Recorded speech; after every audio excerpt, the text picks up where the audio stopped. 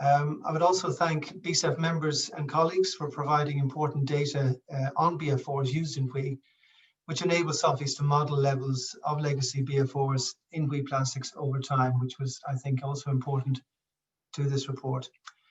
So now, without further delay, I'm going to hand over to the moderator of this webinar, Mary Donnelly from Hume Brophy, to initiate proceedings, put you all under starter's order, so to speak, and to set the scene for the upcoming presentation. So thank you all.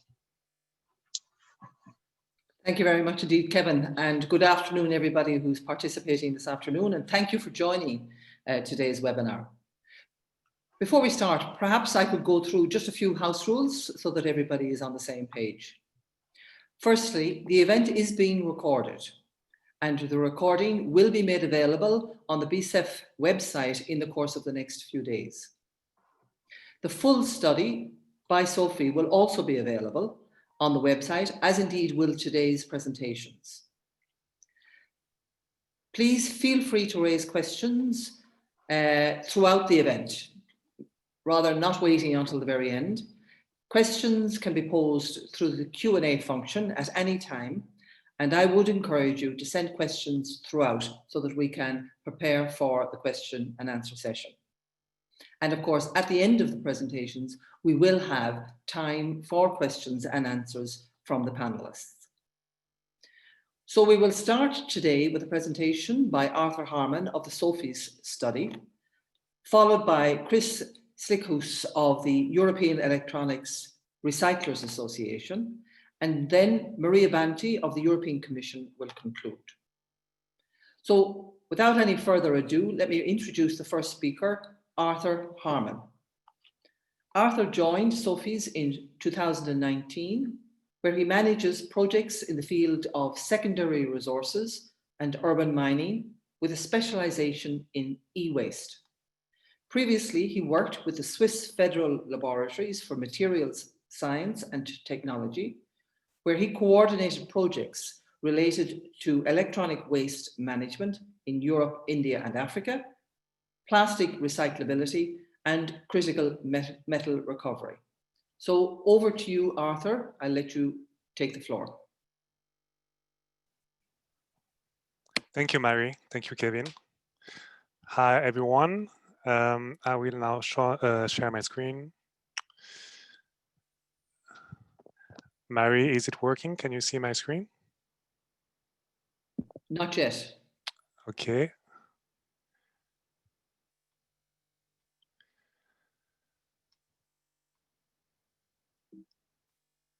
Now? Yes, very good. Okay, great. So yes, today I will present the results of the study that we have conducted at Sofies together with my colleagues Federico Magalini and Josephine Courtois over the last few months on the impacts of BFRs, so brominated flame retardants, on the recycling of plastics from WEEE. Today we are presenting you the main findings, and it's the launch event for the report, which will be available online, and in which you will find all of the detailed information on the methods and on the results. Just to start, a few words of context. I think most of you are familiar with the broader context, but it's still relevant to summarize it here. So WEEE is a growing waste stream, and in 2020 there was about 11 million tons of WEEE produced in Europe. WEEE is made mainly of metals and plastics account for about 25% of WEEE by mass. WEEE plastics are made of a wide diversity of polymers, such as ABS, PS, and PP, and containing also a wide range of additives, such as flame retardants, fillers, plasticizers, pigments, and so on. And considering these volumes, the recycling of WEEE plastics could contribute significantly to reaching the Circular Plastics Alliance target of reaching 10 million tons of recycled plastics by 2025. However, there are a few challenges. First, a large fraction of WEEE plastics generated in Europe do not reach European recyclers. This is due to several reasons. We will see more about that in the next few slides that have to do with suboptimal or substandard collection and treatment channels. And then if they do reach WEEE plastics recyclers, there are a number of challenges that can be technical, economic, and regulatory that hinder recycling yields that usually reach about 50 to 60% in nowadays in WEEE plastics recycling. There are challenges that have to do with the technical challenges in the sorting techniques to create more homogeneous fractions during the recycling process. They are at the end of the process strict and always stricter quality requirements on the market that have to be met by recyclers. There are some market issues, some lacking markets for some polymers, or a difficulty to compete with the prices of virgin polymers, which is particularly difficult at the moment, as virgin polymers are really cheap. And there is also the fact that WEEE plastics may contain legacy additives, so additives that were used in the past for their properties, but that have since become restricted, so that they cannot be used in new products, and they have to be sorted out during the recycling process. And one of these legacy additives are restricted brominated flame retardants, but they're also heavy metals, phthalates, and other types of legacy additives. In this broad context, we wanted to do this study to assess the impact caused by the presence of BFRs on the recycling of WEEE plastics. We did that by looking at different things, different sub-objectives. First, we wanted to get an idea of the scale. So first, we wanted to estimate the volumes and the fate of BFR-containing plastics which were arising in WEEE in Europe. Then we wanted to get a more clear and up-to-date picture on the trends in levels of legacy BFRs in WEEE plastics. We looked then at BFR plastics treatment requirements, as well as treatment practices. And finally, we drew conclusions on the impacts of BFRs on the recycling yields and on the recyclate's quality, and also considering the impacts that may be caused by alternative flame retardants. I will start now. I will present to you now the findings for each of these broad objectives, starting with the volumes and the fate of BFR containing plastics. We did this analysis based on a wide diversity of data on WEEE plastics composition from different sources, and also on mass flow data and a mass flow model based on available data, literature, and also information provided by a variety of stakeholders in the framework of this study. So here you get, or you see the general WEEE plastics mass flows in Europe. So this is all of the WEEE plastics which are found in WEEE generated on the left, the different polymers, and their fate. We see how much, or we estimated how much is found in WEEE which is collected, how much is not collected and is lost into the waste bin, for instance, in small household appliances. What is following so-called complementary recycling routes, which are basically treatment of WEEE together with metal scrap and with no official reporting, and usually with no substandard treatments, so no depollution and so on. And then the gap, which is the unknown fate or the unknown routes, which may include export, for instance, exports of WEEE as such. And finally, what we know is what happens to what is collected. We know that WEEE collected is going through pre-processing, in which different fractions found in WEEE are separated and sent for final treatment. Plastics usually are sent to specialized plastics recycling facilities where the plastics are sorted and a share of those of the input is finally recycled.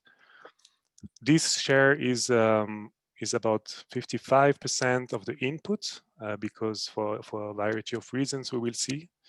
And overall, if we look at the overall potential amounts, we see that only 22% are actually recycled or documented to be recycled. Of course, in the unknown, there may be some recycling, maybe some also substandard recycling, but basically it's unknown. It's just, this is a summary of the fate of WEEE plastics in kilotons.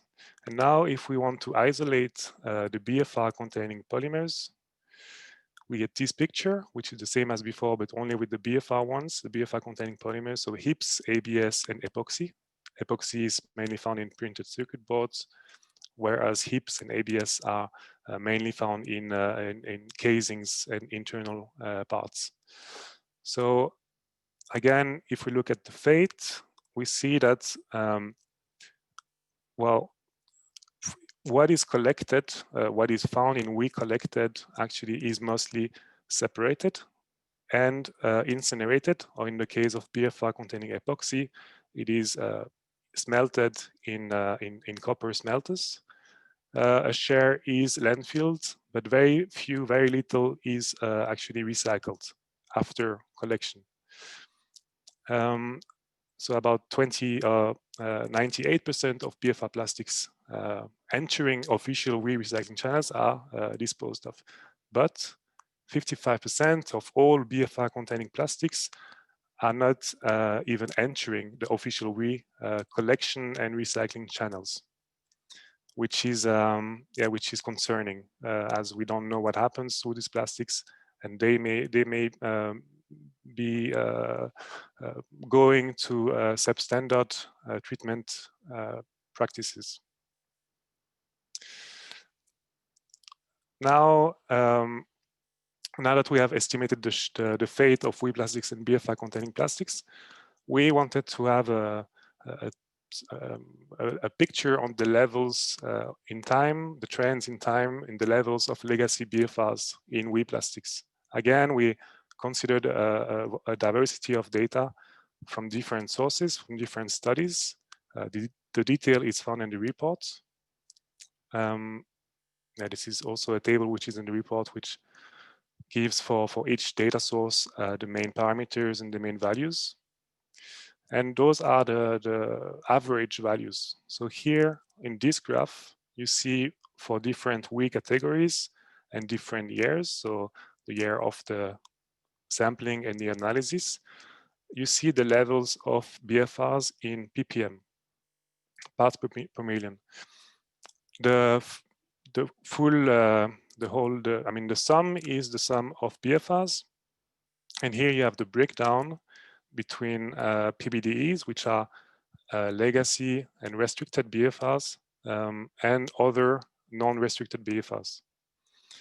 And if we look at this picture, there are a few things that we can observe. First, we see that the highest levels of BFRs, including restricted BFRs, are found in screens, especially in CRT screens, as well as in small equipment.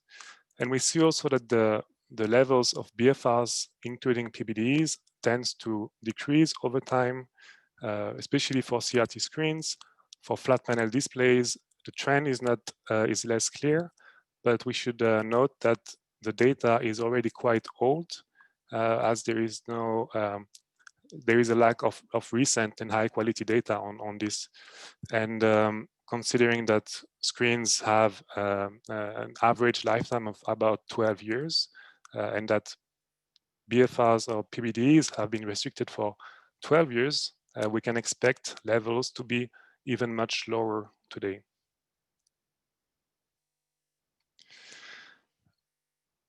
The next step was to look at treatment requirements, so normative requirements, as well as practices on the field. And for this, we looked at the regulations and the standards, but we also had multiple exchanges with recyclers as well as with take-back schemes. And in terms of requirements, there are two main requirements found in the normative framework. First, the WEEE directive, which requires the segregation of plastics containing restricted BFRs during the treatment of WEEE. And then there is the SENELEC standard on WEEE treatment, which requires during the recycling process separation between a bromine poor fraction, which can be recycled, and a bromine rich fraction, which can be disposed of. And the SENELEC standard introduced a separation threshold of 2000 ppm bromine, total bromine, to distinguish between this bromine poor and bromine rich fraction. This was needed because in practice, in industrial settings, it is not possible to distinguish between restricted and non-restricted BFRs. So whereas it is possible to do a sorting based on total bromine. Also for the analysis of the depollution performance, it's much easier to have only a bromine tracer. And this threshold was set at 2000 ppm, which was at that time a level considered based on statistical analysis. It was considered basically low enough to guarantee that restricted BFRs will not be found above limit values or relevant limit values. So it's like a safe cutoff limit which can be implemented in practice. Now, it was already set a few years ago, almost a decade ago. And back at that time, we have here on the right, on the graphic, the average levels of BFRs across all WEEE categories. And we see that in 2010, there was still quite a lot of BFRs found in WEEE plastics, with about 6,500 ppm in total, and 40% of that total was made of PBDEs, so the main restricted BFRs. But of course, with the restrictions, these levels have decreased. So the overall BFR levels have decreased, and also within the total bromine content, the share of PBDEs has decreased significantly from 40% down to 15% today. So today, 15% of the total bromine content is made of PBDs on average. So if we follow the same logic as was followed when setting the 2000 ppm threshold, today this safe level could be set at up to 6,000 ppm. So, I mean, basically, we think that the treatment requirements and the thresholds should be reviewed in view of the trends in levels of restricted BFRs. Now, this was about the rules, the requirements. Now we look at what is actually happening on the field with WEEE plastics. And this is a simplified and graphic representation of the reality. Of course, in reality, it's more complicated, but those are the main sorting technologies which are applied by the vast majority of the industry. So it starts already at the WEEE pre-processing stage, where different materials like ferrous metals, non-ferrous metals are separated from each other. And there is a mixed, one or several mixed plastics fractions which are created. And those are sent to specialized WEEE plastics recycling facilities where plastics, non-plastic materials, impurities are removed, the size of the particles is being reduced. And then typically there is a stepwise density sorting process which is applied to reduce the heterogeneity of the input material.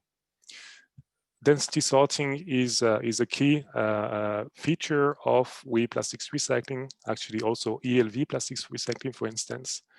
And it allows to create from a very complex mixture to create more homogeneous fractions based on density. Typically, it's a wet process, so water plus density enhancing media are used for this process. And typically there is a density separation step at 1 kilogram per liter, so it's fresh water, where you will have the polyolefins, so PP and PE, free or almost free of additives, which will float, and they can be further sorted, for instance, through electrostatic separation to create pure PP and PE fractions that can be turned into recycled plastics. What is heavier than 1 kilogram per liter is sinking. It's going through a second density separation process at about 1.1 kilogram per liter. And there is a floating fraction, so density lower than 1.1, which is mainly composed of ABS and PS, which again can be further sorted to obtain pure ABS and PS fractions for recycling.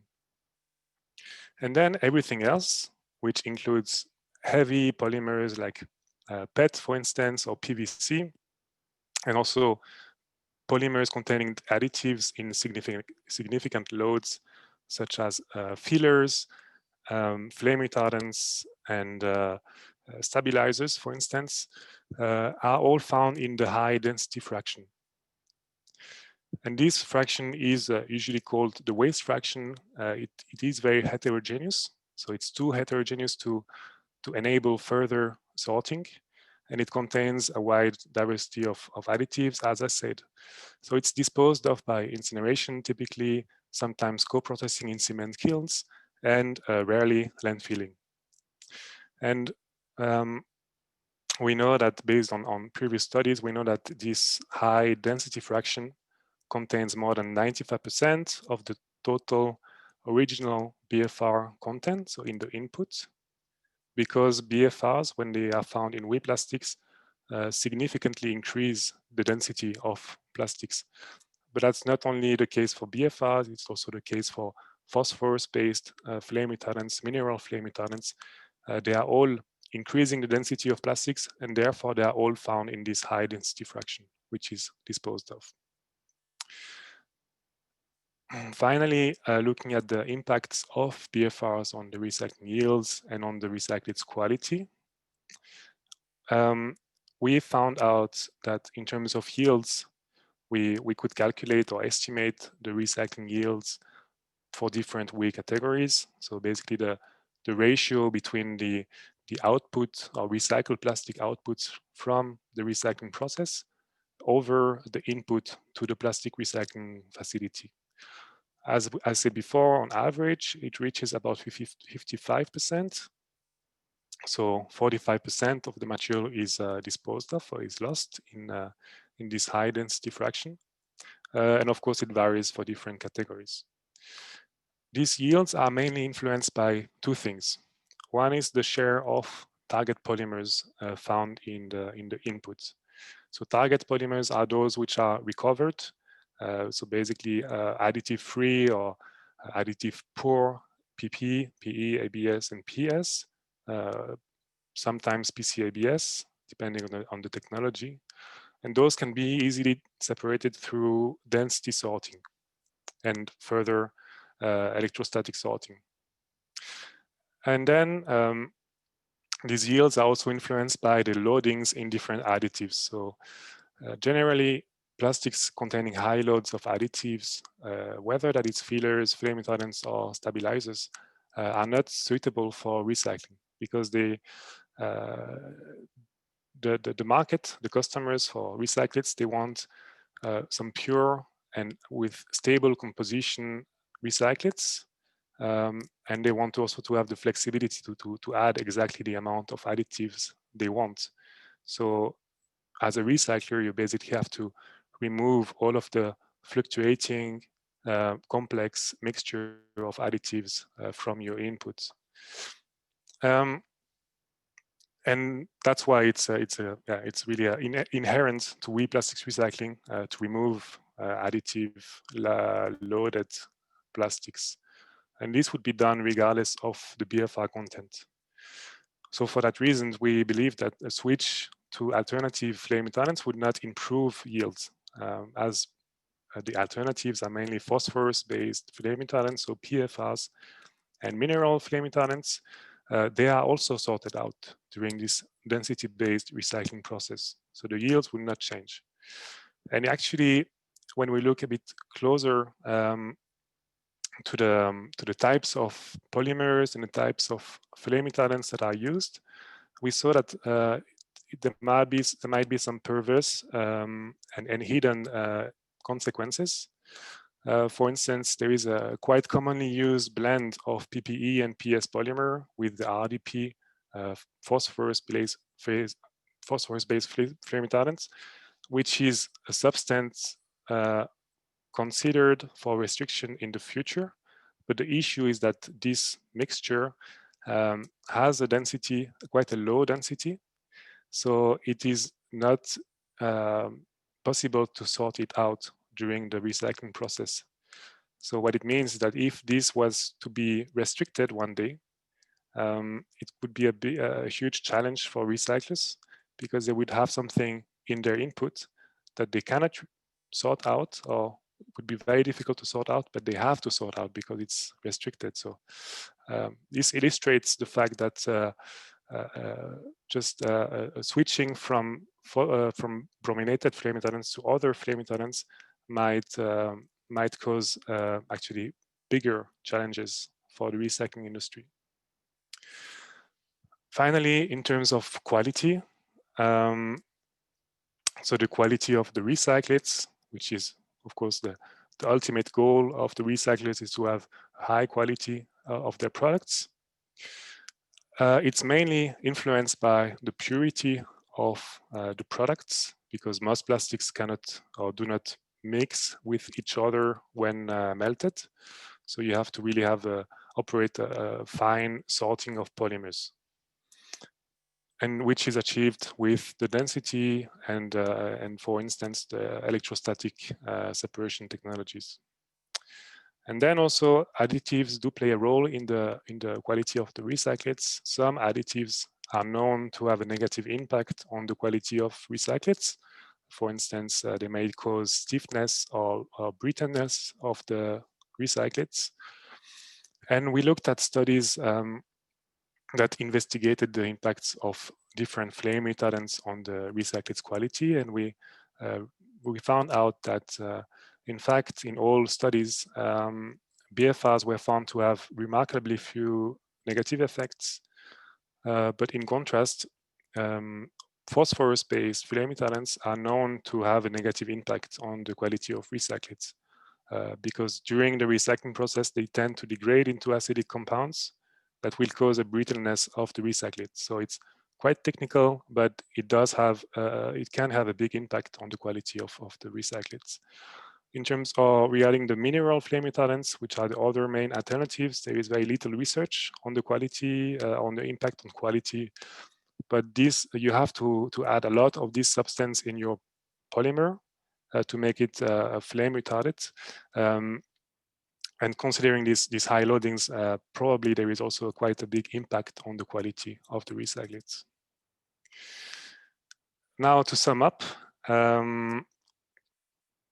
the key findings, we saw that, well, we estimated that about 2.6 million tons of WEEE plastics were generated in Europe, and about 9% of which consists of BFR containing plastics.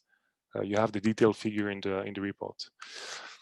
Then only 1 million tons of WEEE plastics actually reach specialized recycling facilities, mainly due to the low WEEE collection rate, and that's really the big gap when it comes to the fate of WEEE plastics in general, and also the fate of BFR plastics. The yield is about 55% due to the fact that you have only that much of target polymers, and a lot of polymers are containing additives, so are lost or sorted out during the recycling process. We saw that restricted BFRs, so legacy BFRs, represent a relatively small and constantly declining fraction of all BFRs. And as we saw, this cutoff level of 2000 ppm bromine should be reviewed in view of these trends in levels of BFRs.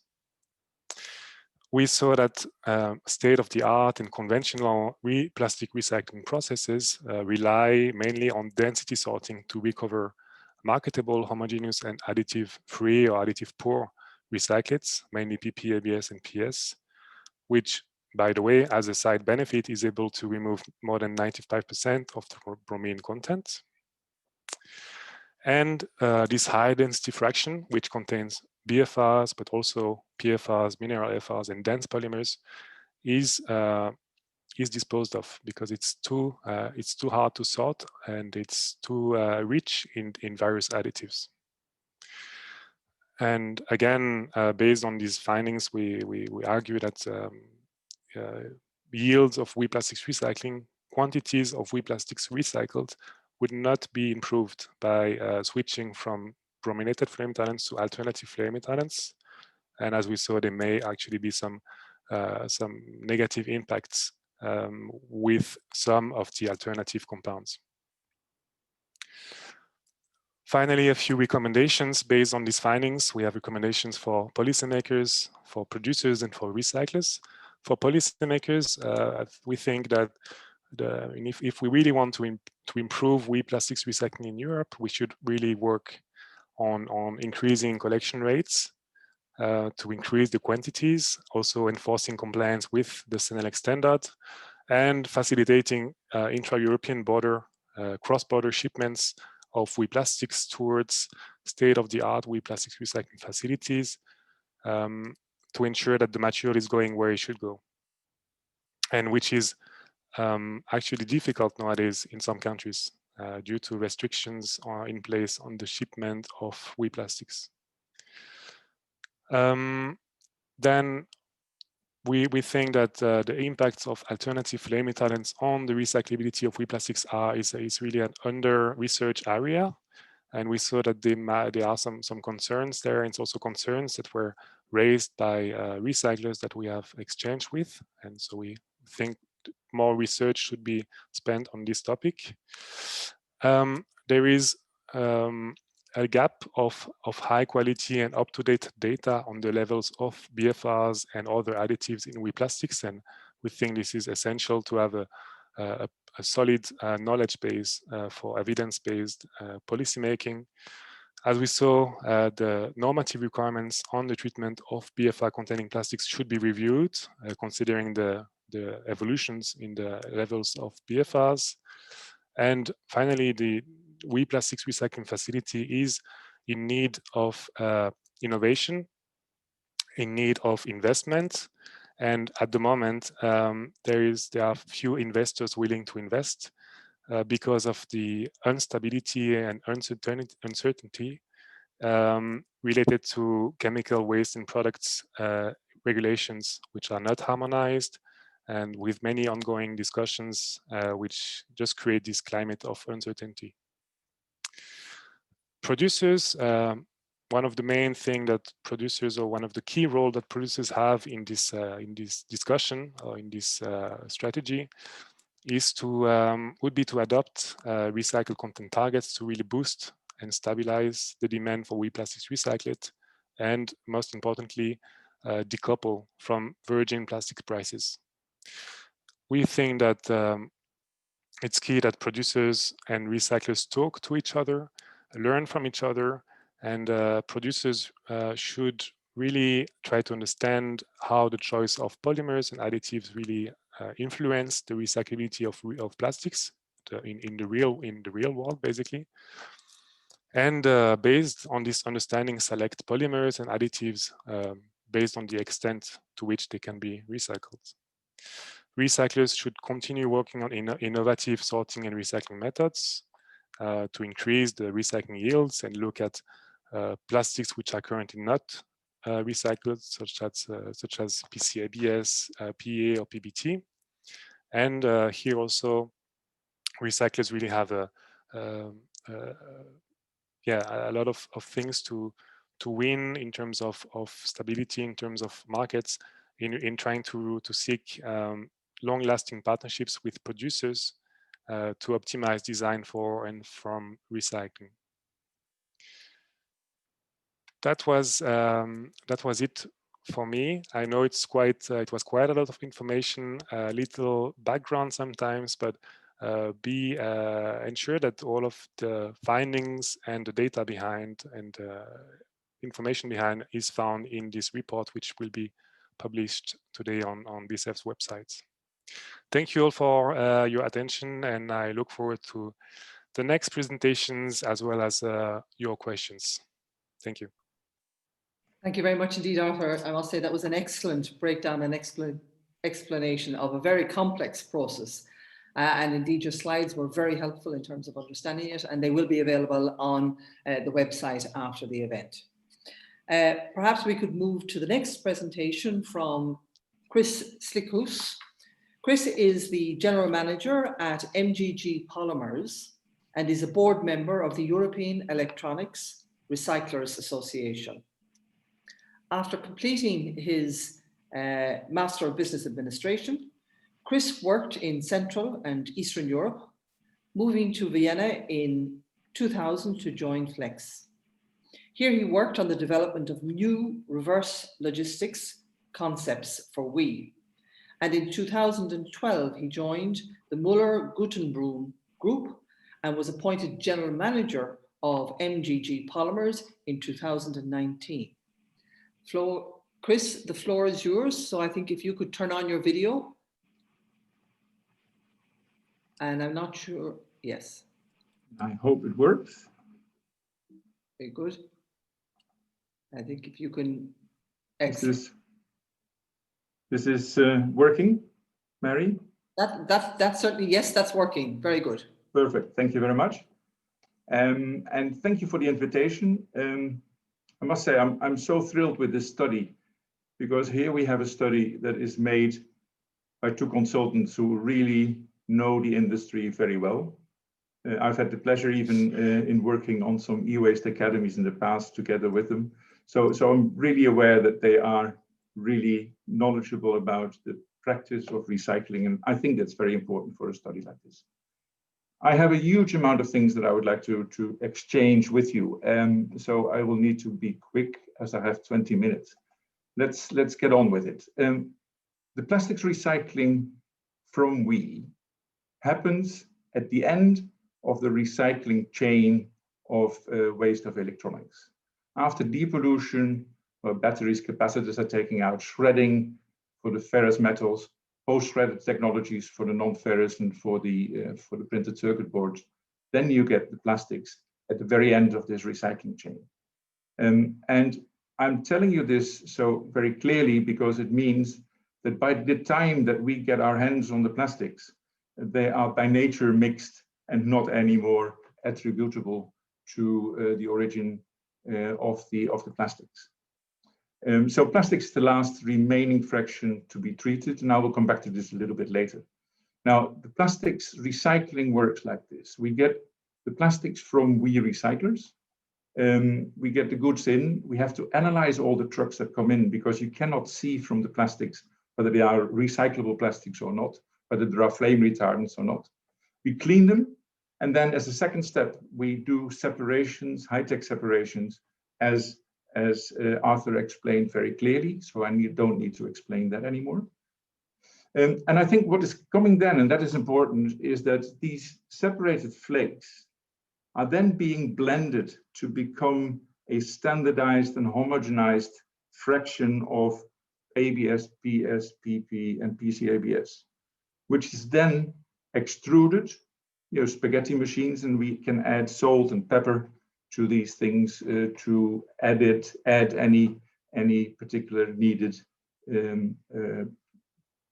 things to the plastics.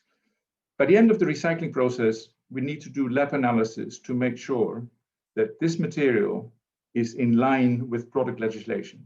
So we do physical characteristics, we do chemical characteristics to make sure that it is REACH, RoHS, POP compliant, and we do rheologic measurements. So this then becomes a product, a PCR, post-consumer recycled polymer that is used as a drop-in replacement for virgin. Now, I think it's important to understand here that we work in plastics recycling in two different regimes. So we are partly dealing with waste legislation, and partly with project legislation. And I can tell you this much, it's really complicated to deal with both. What is made with it are products like this. They are made with post-consumer recycled material. And I want to underline that this is different than post-industrial recycled plastics, which is an easy thing to do. Now, if we look at plastics production, normally you take oil or some fossil raw material, you take the fractions out of it in refineries and polymerize it, and you have a plastic. Hugely energy inefficient. I mean, you take something like 100 gigajoule for 1 ton of plastics. And what we're doing is we take e-waste, and this is a growing supply, especially in Europe. And this is then going through a separation process as we have seen it. But I think what is important, we produce plastic using only 10% of the energy, and per ton of plastics, we save 3 to 5 tons of CO2 per ton of plastics produced. And what we produce with it cannot anymore be white. We produce several grades of several shades of gray, not 50, but something like 4. And in fact, they are green. This is a green product. Now, if we have a look at policies as a recycler, we see this wonderful valley. And this wonderful valley has one sunny side of the valley, which I, for the sake of easiness, call the circular economy side. And the other side, what we see, is a non-toxic side. And from what we see is that there does not seem to be any bridge over this valley. It seems that the circular economy people work on the circular economy and don't talk to the non-toxics, and vice versa. At least this is how we perceive it. And let me talk a little bit through this. If we look over this whole concept of brominated flame retardants over time, we started off with the WEEE directive, 2004. By that time, the directive was there, but we didn't know how we had to deal with the plastics containing brominated flame retardants. We had to separate it, but it was unclear at the beginning whether it needs to be done at the beginning or at the end. Fortunately, there was a technical advisory committee that came up with this wonderful definition. And without reading it all through, it basically means that if there are substances of concern, they need to be concentrated in an identifiable stream or a part of a stream. And that stream needs to be monitored until you know that it is environmentally treated, environmentally safe. Very practical, very pragmatic. And this is how this industry developed. Now, in 2005, we were confronted with ROS, and suddenly the PBDEs were there with thresholds of 1000 ppm. At first, DKBDE was taken off, but then again, it was still a problem that we had to deal with and that we had to get our hands across. How do you separate it? How do you measure it particularly? Then we were faced with the waste shipment regulation of 2006, and suddenly there was a paragraph about plastics categorized under A3180 with polybrominated biphenyls with 50 ppm. And you know, this really gave a shock in our industry because 50 ppm, you can't measure it.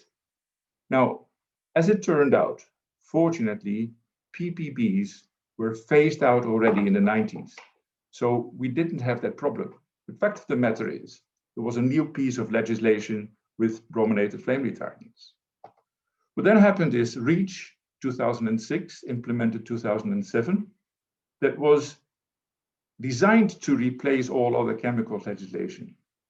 Now, in fact, it was a plan. Today, we're still faced with many types of chemicals legislation. But the problem was, as a recycler, we didn't know whether we had to register all of our recyclates, which by themselves and by nature, of course, are slightly different. So that was a new piece of legislation that made our life difficult.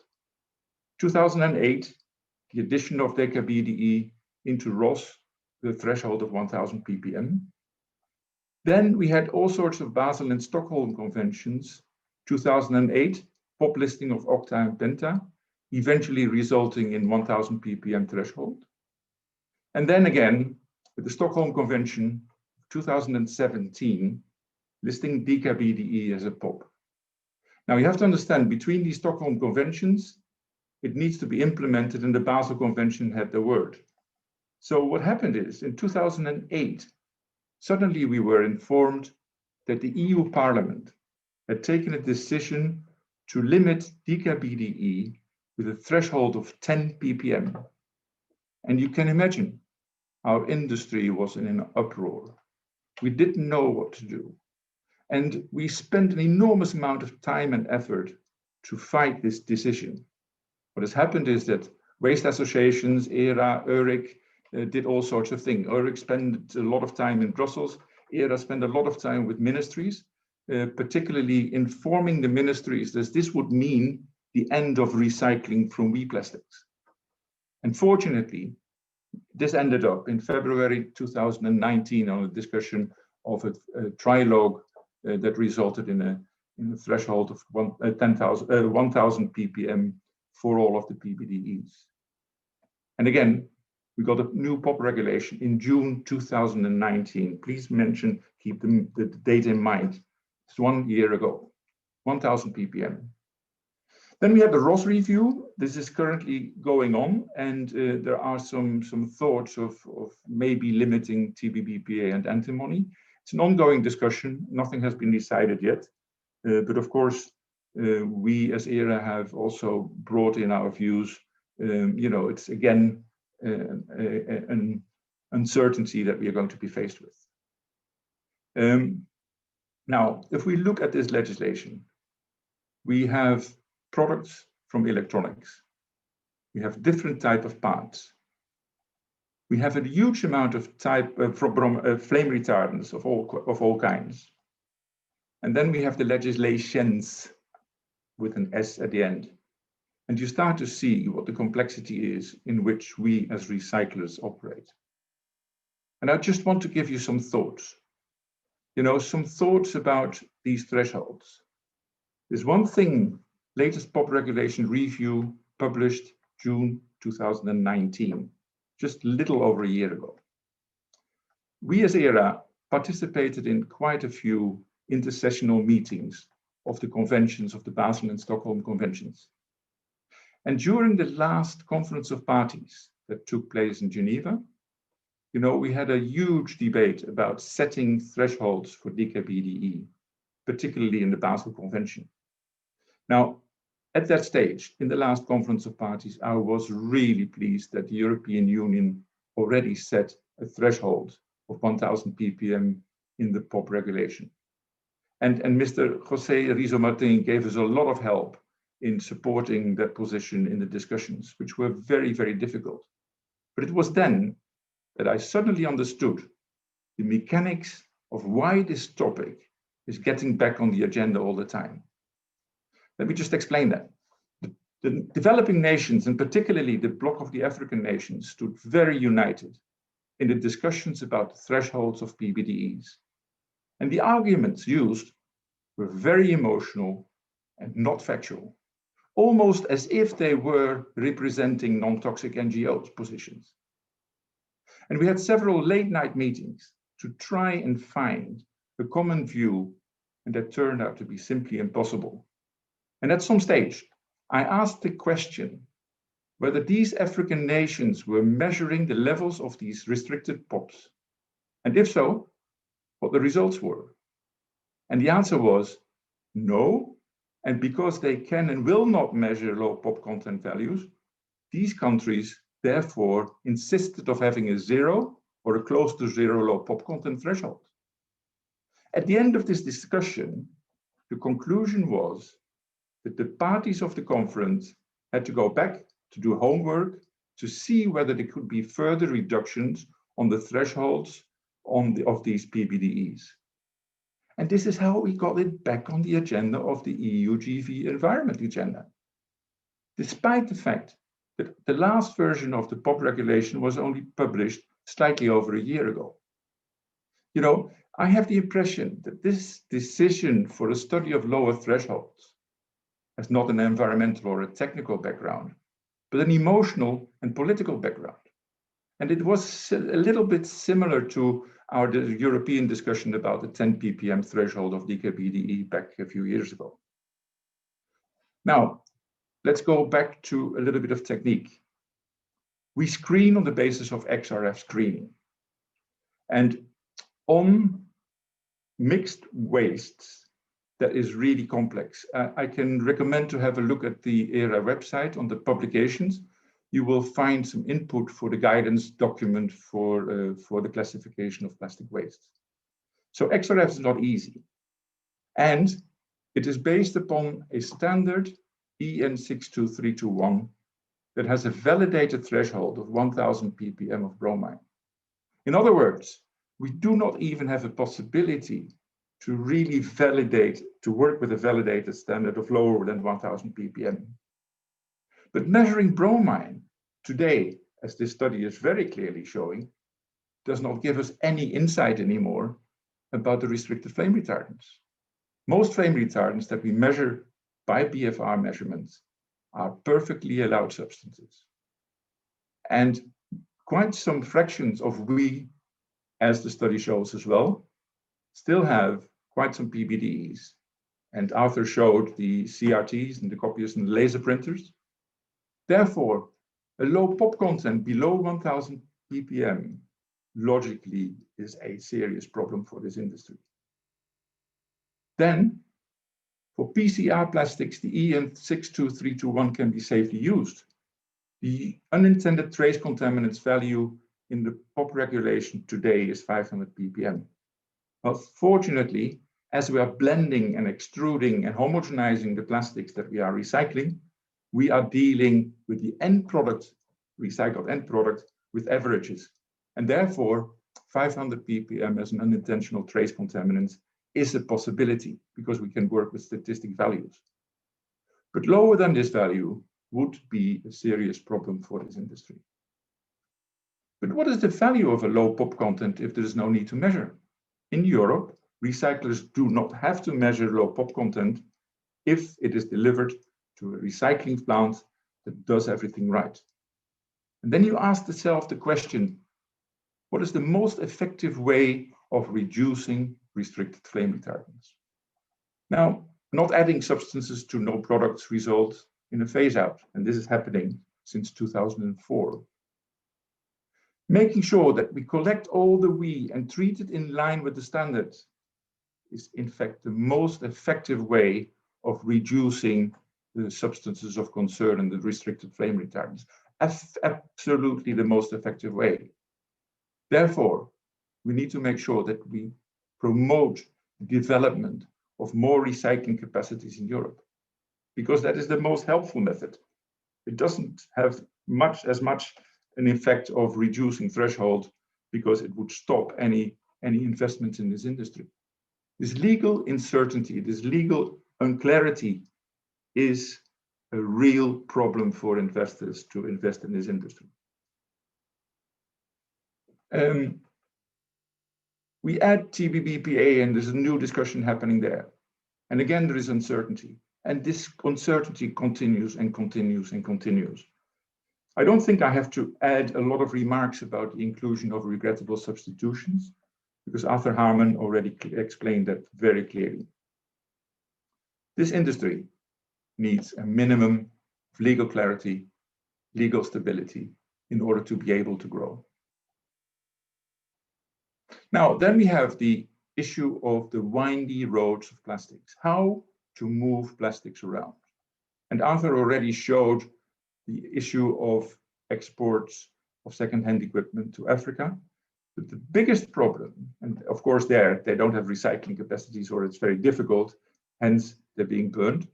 The other problem has been for a very, very long time, the China route. Most of the plastics went to China, and when China didn't do it anymore since closing their borders for waste, it went to other countries in the Far East. And it resulted in huge losses of these plastics from the urban mine. And of course, also as raw materials for the e-waste recyclers in Europe. Now, if we then look at what is happening now, we have the implementation of the Delegated Act of the Norwegian proposals.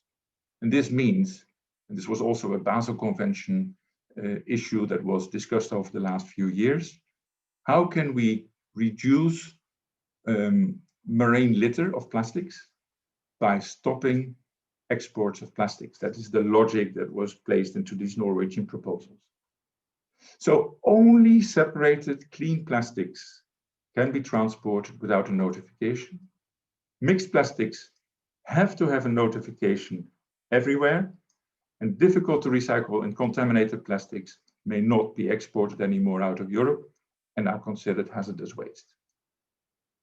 Now, I just wanted to think with you this whole issue through, because we are talking about Norwegian proposals that are placed in the delegated act, and there are certain periods that the Basel Convention sets for implementing it. But we are facing with this material that is now becoming more difficult to move. Let's not forget, plastics in a normal linear world can move freely.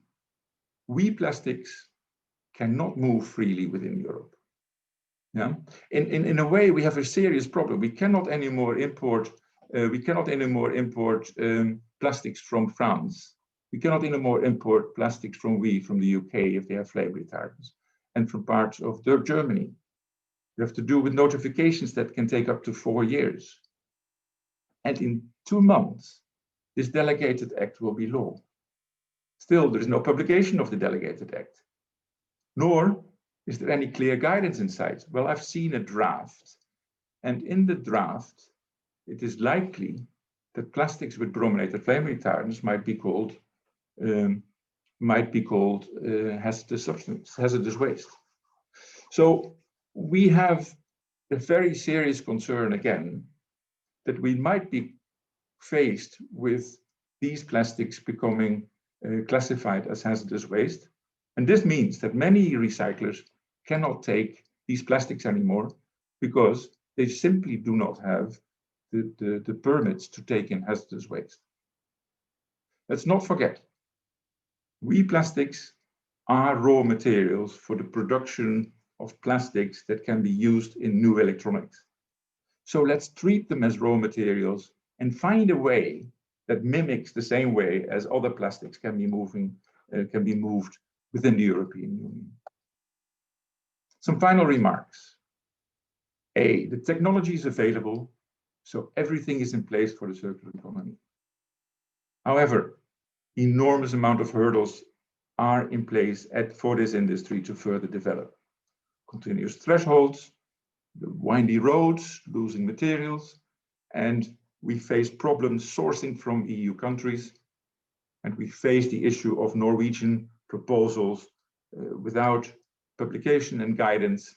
It's very difficult, and let's not forget, the 1st of January is the deadline. Many people do not have notifications in place today. And then we have the issue that we recyclers operate under both waste and product legislation. It has to do with the PBDEs, it has to do with the ROS reviews. And then we have this new study on POP thresholds. And this is a very serious potential problem that has to be solved, ladies and gentlemen. And all of this in a super difficult market circumstances. COVID, lockdowns, collection points that go down so that we don't have the raw materials, oil prices that go down with impacts of virgin prices. This is the environment in which we, as waste recyclers, operate. We have a fantastic carbon footprint. We have super good energy savings. So let's make sure that we strike the right balance, an intelligent balance between the non-toxic world and the circular economy.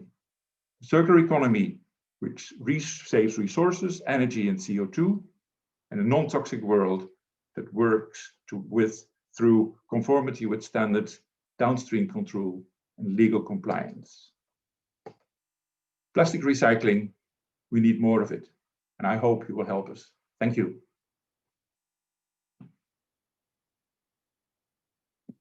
Thank you very much indeed, Chris. That was extremely interesting and well presented. And likewise, your slides will be available on the BSEF website after today's meeting. So thank you very much indeed for that.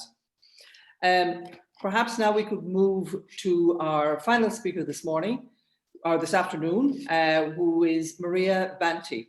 Maria joined the European Commission in 2012 and is in charge of the directive on waste, electrical and electronic equipment.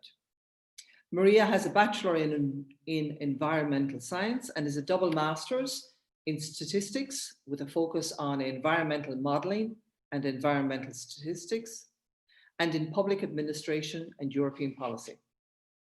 Prior to joining the European Commission, she worked with the Greek Ministry of Environment at the Unit for Alternative Management of Waste, having also spent some years as a researcher at the Institute of Urban Environment and Human Resources of the Pantheon University in Greece. Maria, please, if you're ready, the floor is yours. Thank you, Marie, and thank you all for this kind invitation and for organizing this webinar.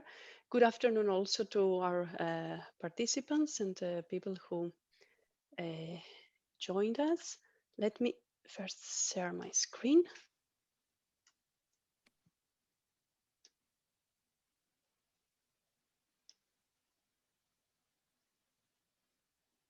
Is it okay? Can you see my screen? Yes, it's working very well. Thank you, Maria. Okay. Thank you very much. Well, yes, indeed, following the presentation from Arthur and Chris, they were really very, very interesting, and they gave us a lot of information. In my presentation, I would like now to bring a few more elements into the discussion, mainly coming to what comes now, what is now in the EU agenda on circular economy, and in particular the circular electronics initiative, which is more relevant for the product that we are talking about. Let me give me 1 second just to clean up here. Okay. The circular economy is at the heart of the Green Deal, this new growth strategy for Europe that has been adopted. And towards that direction, the Commission has adopted a specific action plan. This is what we call the Circular Economy Action Plan that sets a vision and announces actually a series of actions to implement that vision. It includes actually 35 actions along the entire life cycle of products. There exist legislative, non-legislative actions, financial, non-financial action. It's a combination of different instruments.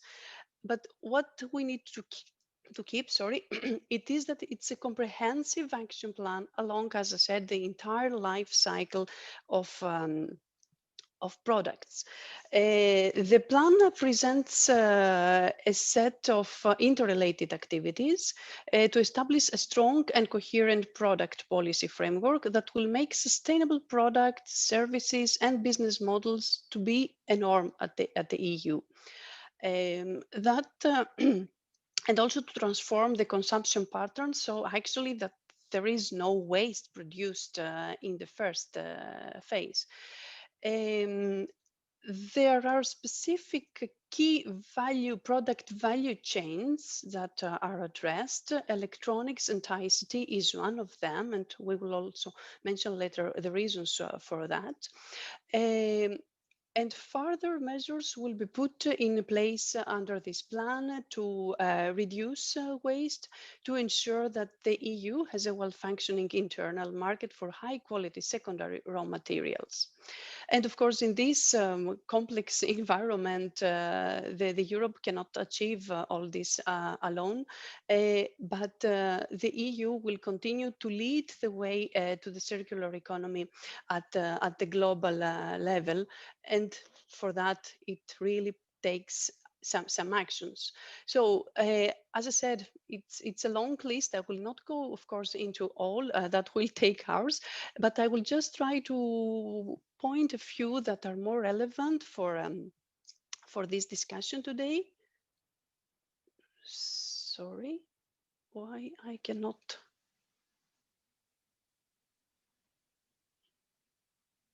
Can you hear me? Yes, we can hear you. I think there might be a problem with your slides changing. Yeah. I'm not sure whether, Julian, you can give us some share them for you.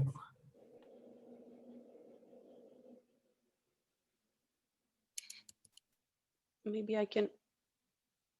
If you perhaps, yes. So are you managing the slides, Julian? I'm sorry for this. No problem. This is technology at its best. Yeah, I will share. You just tell me when you want to go Yes. forward. Okay. Yes, please continue for the next one, please. Yes. So starting with firstly, yes, starting with the sustainable products initiative. The aim of that is to extend product lifetime. The core of this legislative initiative is to widen the eco-design directive beyond energy-related products, and so as to make the eco-design framework applicable to the broadest possible range of products and make it deliver for circularity. So as part of this initiative, the Commission will consider establishing sustainability principles for specific aspects like improving product durability, reusability, upgradability, countering premature obsolescence, but also addressing the presence of hazardous chemicals in product. Also includes enabling remanufacturing and high quality recycling and increasing the recycled content in products. Includes also mobilizing the potential for digitalization of product information, including solutions such as digital passports, tagging, watermarks, and quite much of this supported by the European database. And just these are only a few, just to mention some of the aspects included into this initiative. The priority, again, as I've said, is given to product groups identified in the context of the value chains, and as I mentioned, electronics and ICT is one of them. In particular, now as regards plastics, in the next slide, please. I would like to note that the EU strategy for plastics in the circular economy has already set in motion a comprehensive set of initiatives to increase uptake of recycled plastics and contribute to the more sustainable use of plastics. The Commission will propose mandatory requirements for recycled content and waste reduction, as I also mentioned before, for key products, also taking into account the activities of the Circular Plastics Alliance. The aim is to have 10 million tons of recycled plastics in new products placed on the EU market by 2025. But since I mentioned the Circular Plastics Alliance, in the next slide, please, I would like to note that this covers 5 plastic using markets, including the EEE market. It builds a cooperation along the full value chain and also fosters synergies across the different sectors. The Circular Plastics Alliance is an operational alliance to take actually voluntary action in the industry in order to reach this 10 million target that I mentioned before. Each sector has the responsibility to define its own contribution to this target and to develop the strategy towards circularity. The electronics sector has not yet selected its priority products, but is expected to do so early next year. So in particular, I would like to point that it is important to focus on product groups and product characteristics when we speak about that type of voluntary actions, which have most potential in the short and midterm in order to improve recycling. The next action in the I would like to refer is the one called Less Waste, More Value. It's quite straightforward. The title, despite the efforts at the EU and at national level, we know that the amount of waste generated, it is not going down. So the aim of this action is to prevent waste generation, but if and when it is created, then the aim is to transform it into high quality resources. To increase the confidence in using secondary raw materials, the Commission will support the development of solutions of high quality sorting and removing contaminants from waste, develop methodologies to minimize the presence of substances that pose problems to health and the environment in recycled materials and articles made of these materials, cooperate with the industry to progressively develop harmonized systems to track and manage information on substances identified as being of very high concern and other relevant substances, propose amending the annexes to the regulation on persistent organic pollutants, the POP regulation that Chris mentioned. In this needs to be in line with scientific and technical progress,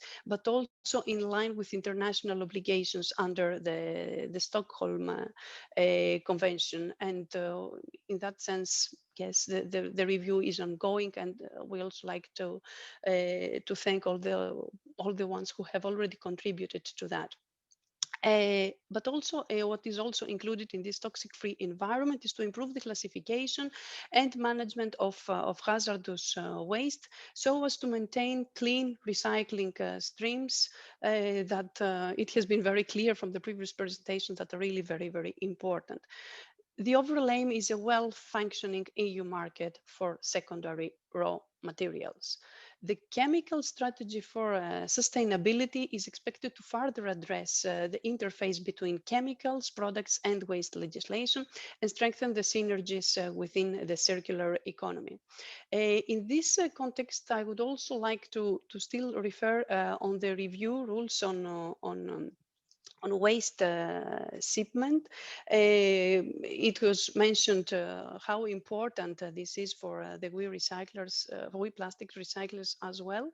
The objectives of this review are actually to facilitate intra-EU shipments destined for preparation for reuse, but for recycling as well.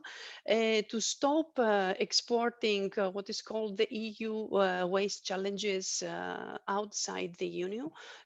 So try to keep in the EU as much as possible and deal with our waste, and also to better tackle with illegal shipments, both intra-EU but also outside. The revised review is the Commission proposal is expected to be adopted by May, let's say by May 2021. But then if we come back to the key product value chain in the next slide, we've already mentioned that indeed electronics and ICT is one of these. And now let's see why in the next slide. It's, yeah, for us who are dealing with this waste stream, I think it's quite obvious why it is one of the key value chains in this circular economy action plan. The production of electronics is increasing, continues to increase over the years, and the sales of equipment, just give you some examples, some data on smartphones.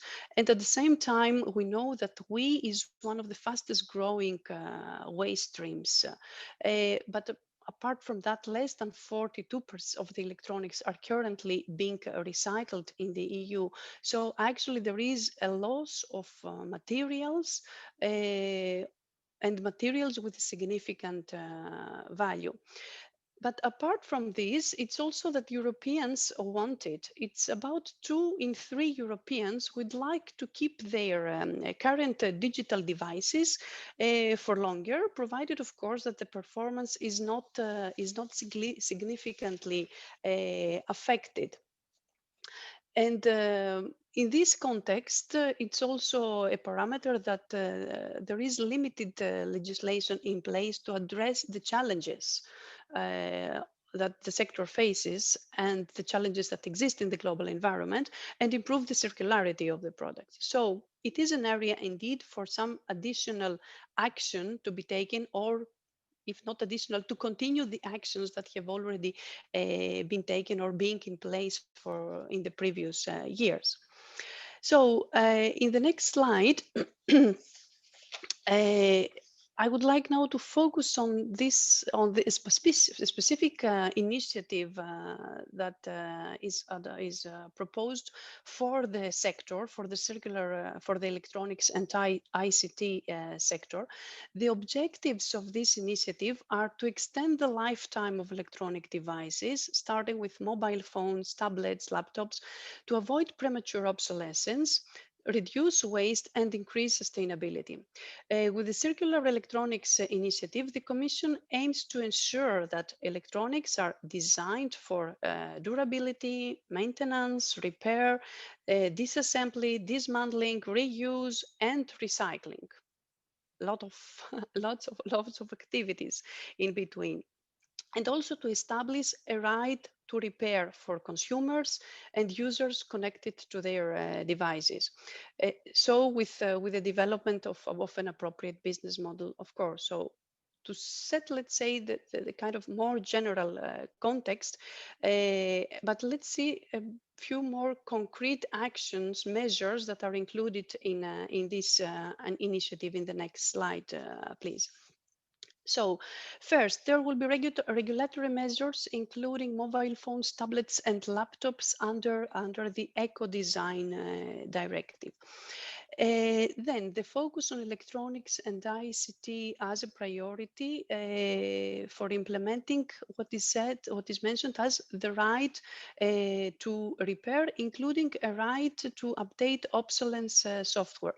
It is stated specifically in the Circular Economy Action Plan that the Commission is convinced that consumers should have a strong right to repair, and therefore the Commission is working on developing a comprehensive range of options from three angles.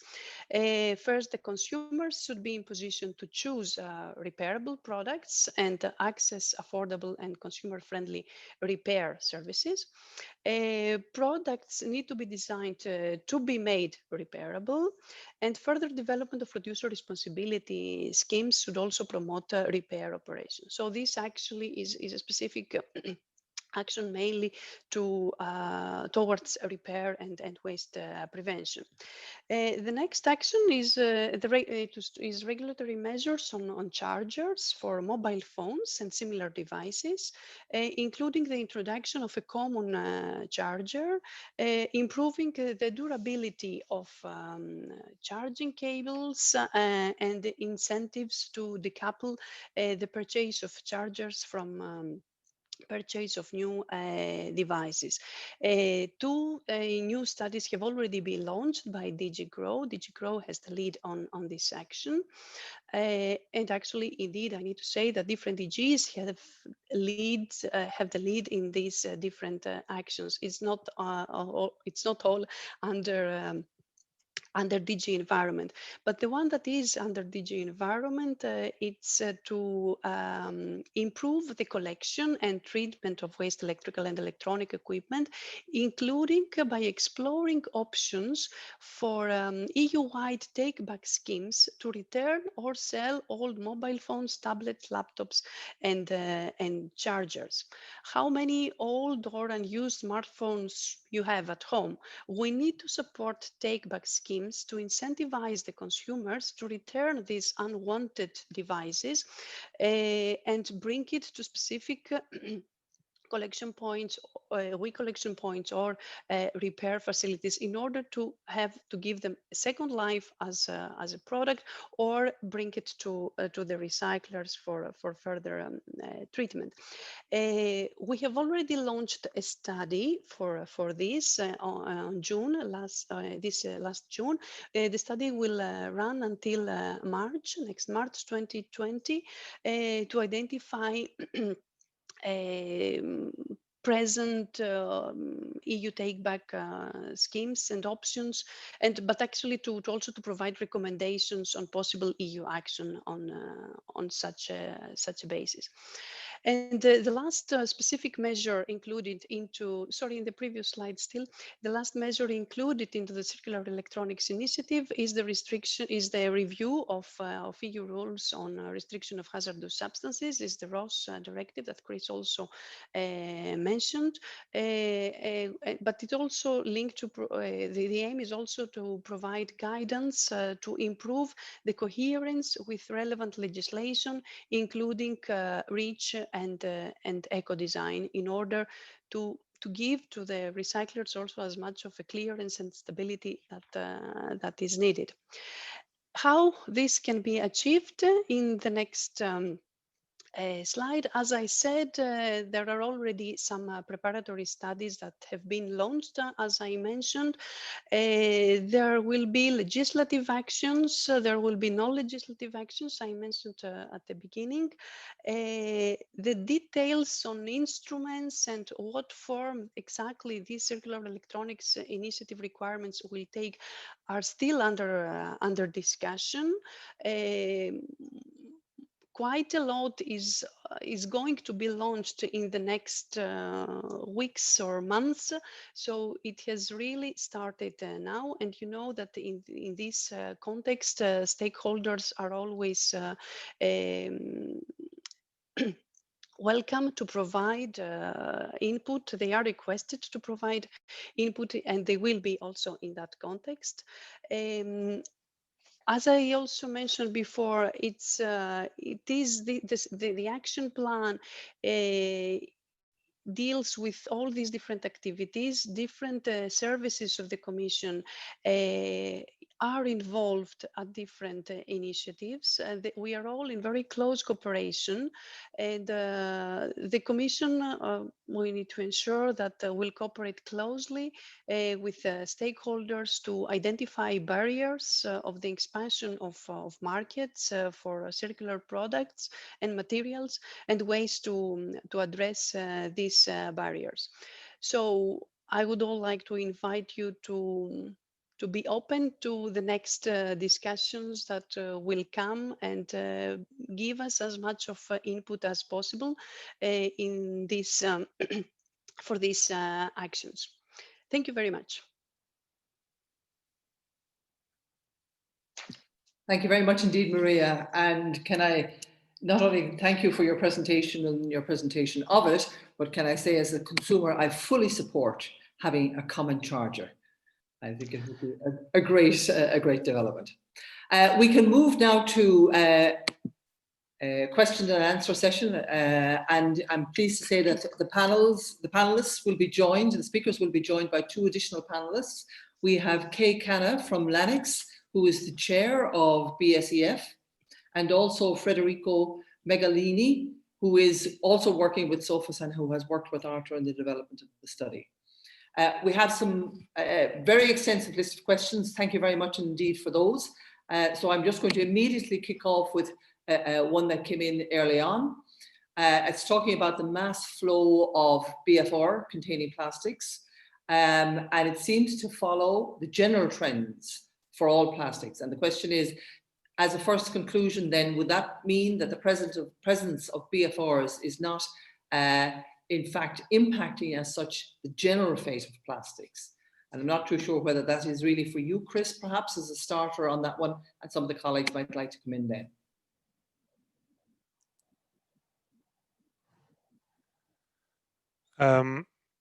Maybe I can jump in. Actually, because I thought we might not have enough time to answer all of the questions, so I started to also type in the chat. But regarding this question, indeed, basically BFR containing plastics follow the same flows as WEEE plastics in general, up to the point where they are separated. So during the plastics recycling process, then as we saw, they are separated.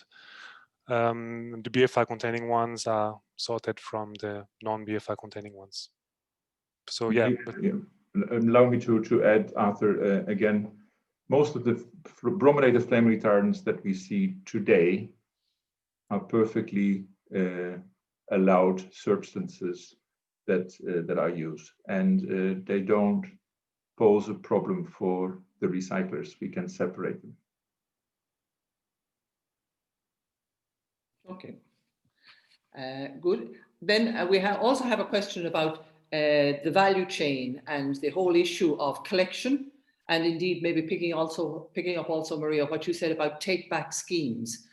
So if we look at that part of the puzzle specifically, what would you recommend as, you know, the top 3 actions that would improve the situation? Maybe I could call on you, Federico, on that one to start that. Oh, sorry, I was just reading the question in the chat. So can you please? So I mean, it's a chain. It's a stepwise process, but one of the first and perhaps most difficult areas is actually collecting the material for recycling. And Maria, for example, talked about a take-back system maybe being introduced. What would be your top priority in terms of tackling that particular challenge? I mean, we know since in the last 10 years, a lot of studies has been done. And I think from a pure environmental perspective, we know that the top priority is the collection. We still have a lot of WEEE across Europe that are not going through the route, the route that policymakers envisage when they designed the WEEE directive. The WEEE directive was set up to protect the environment and make sure recycling is happening. We have companies, we have take-back schemes. All this is perfectly working. And the pity for me is that we have like a machine and we're not using it full. So we're not exploiting the full potential of recycling opportunities, these 2 sides of the valley that Chris shown, because a lot of material is still not going through this system. And that's where we really need to engage consumer. It's really important because the very first step is the collection. And Maria, in terms of a take back, what kind of thought processes are you going through in that concept?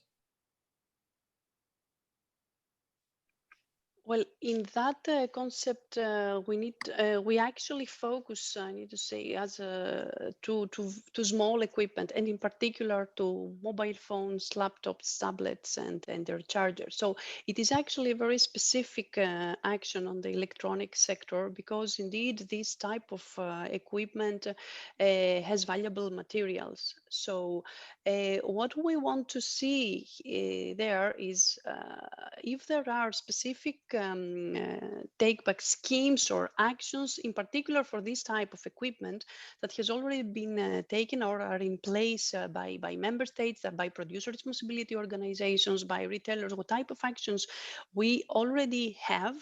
And then we want to see if we can actually bring this type of actions at EU level.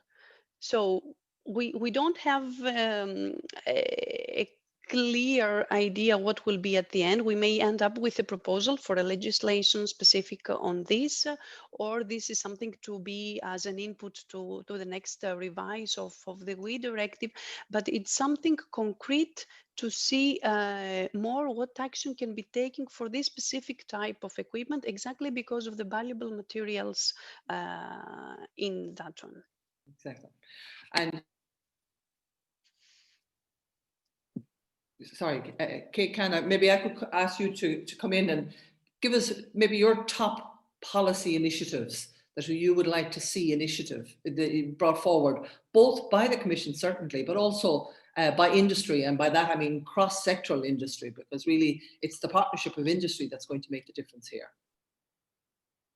I'm sure is Kay there? Kay, you are muted.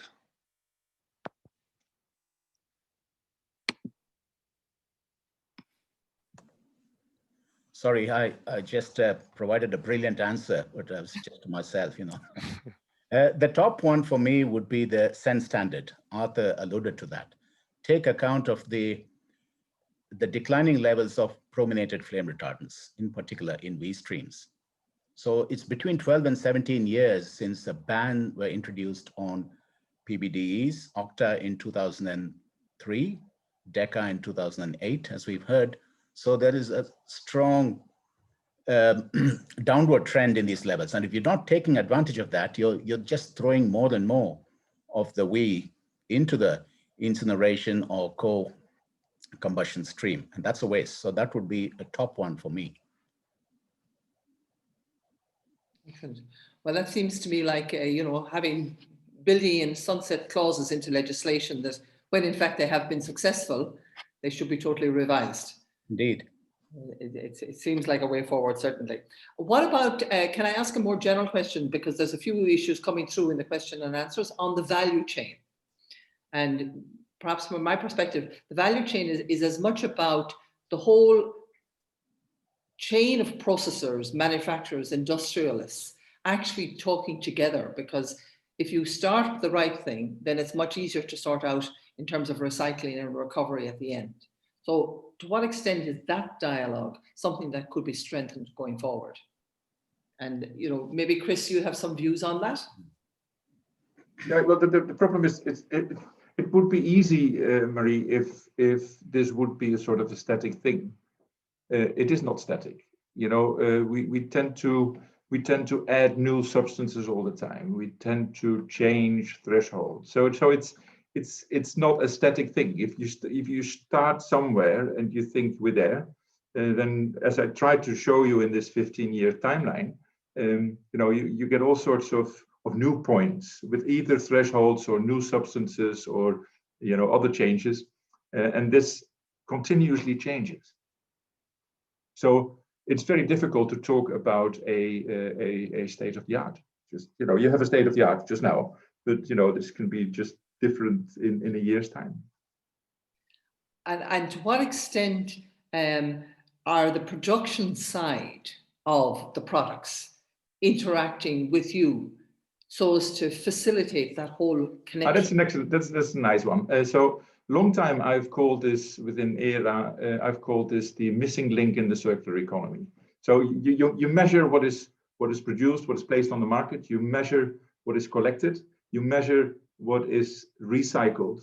But what is not measured is what is going back into it. Now, currently there is a wonderful initiative going on, and we're working closely together with them. It's an initiative called PolyCE, and that's polymers for the circular economy. And this is where designers of electronics sit together with recyclers, because both have issues. You can take recycled content, but it has certain things that you have to realize. At the same time, we want to see that designers produce things that we as recyclers can separate and that we can recycle the stuff. And this PolyCE project works on closing this missing link. And at the same time, do also all sorts of nice things. We did a social experiment with customers, users of electronics. And it showed very clearly that the consumers are much more ahead in their thinking about using recycled content that the industry believes. So, there is an open market for it, but it just needs to be taken. Well, I think that sounds like a very encouraging sentiment, I have to say. It is, yes. I'm not too sure whether I am restricted in terms of time. Kevin, Julian, can I go for another one or two questions? I think so, Mary. Go ahead. Yeah. Yeah. I wanted to just raise one question because it came up in the discussion about intra-EU movement, shall we say, of product. And under normal circumstances, of course, goods should be free to move. Why is it isn't moving, and what can be done to facilitate a true open market in that respect? I don't know whether, Federico, you want to make a first comment, and then Maria might have some views.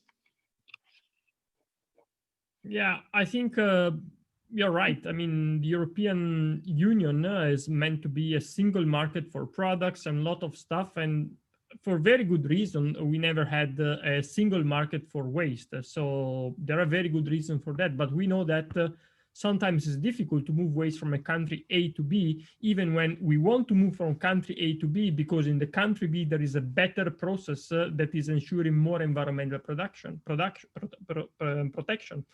So I think here is not a matter of making the EU a free space for movement of waste, but find a way to facilitate the movement of waste when we know the route that this waste is following. And I think here Chris has a lot to say about ideas about creating simplified routes on specific circumstances and specific conditions, because it's clear that there are excellencies across Europe, and we might need more in the future. But you set up a plant in a country, you need to feed the plant with material, and you can feed the plant with material only if you can bring the waste from one country to another one. So we really need to work hard on that. Yeah, and I really like to add on this. It is crazy. We are sitting, a few of our members of ERA operate recycling facilities in small countries. You have to operate a recycling company for this kind of wastes with big volumes. So if you are operating in a small country, then you have to import materials. And then it's really very frustrating to see that, for instance, a country like France prohibits the export of plastics with brominated flame retardants for HP 14 reasons. It's very technical, but they have their reasons to stop it. And I think it's wrong. Now, we are now working in ERA on a concept of what we call fast track notifications. And it means that the receiving location is controlled and checked by the receiving competent authority. And once it gets this tag of pre-consented facility, then it should be allowed to have notifications in place with which this kind of materials can be shipped. But then again, we are today faced with 3 countries where it's almost impossible to get these materials from. And if we are really serious about setting up a circular economy, you need to allow the producers of these secondary products to get their raw materials. Otherwise, it doesn't work. So I think, Maria, that's still a challenge facing the Commission in that respect. Yes, absolutely. Indeed, the market, as Chris described, actually put some conditions on why to transport waste and under which conditions. But indeed, the legal context of that, how you do it, it may be a challenge. We are aware of the problems. They have been communicated to us quite a few times, and this is what we actually now try to do with the revision of the waste shipment regulation, to somehow modernize the whole process. It was still based on paperwork, so to modern, starting from this type of simple things to include electronic data exchange, to improve the fast track procedure that the regulation already has somehow, but it may not be that clear. Also to further limit the exports outside the EU so that we keep the materials in the EU. But of course, we still talk about intra-EU movements to the facilities established in specific countries that they can deal with specific materials, because indeed there are not facilities in every single member state. So practically speaking, some intra-EU movement will take place in any case. But we need to modernize and revise the rules in order to make it as simple, as easier as possible. That sounds like a very good point. It is a challenge. It is a challenge. It is a challenge. I think we've already gone 15 minutes over our time, and I'm a little concerned that Zoom might turn us off in an unforeseen way. I think we've had an excellent session this afternoon. The presentations were really clear. I think you've gotten the message across in a most succinct way. Thank you very much indeed for that. Can I also thank the audience for their participation? And I see the numbers have stayed with us right through to the end, which is a very positive recommendation for how interesting the discussion was, for the questions that you've raised, and for the panelists who joined us at the end. Thank you also for your contribution. Sorry. Again, I remind you that the session has been recorded. The presentations and the slides will be available on the website in the next day or so. Please feel free to have a look at it there. And can I just thank you all very much indeed for a most interesting session this afternoon. I think with that, we can close the webinar and thank you all. Have a good evening. Thank you. Bye. Bye-bye. Bye-bye. Thank you.